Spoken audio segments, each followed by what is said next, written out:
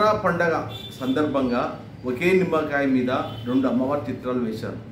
ఈ చిత్రంలో దుర్గాదేవి మహిషాసురుని వధించిన తర్వాత శాంతించి చిరునవ్వుతో భక్తులకు దీవిస్తున్నట్లు.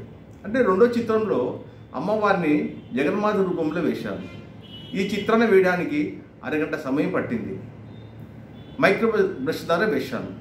ప్రతి దసరా పండుగకు అమ్మవారి చిత్రాన్ని వినూత్నంగా వేస్తున్నాను.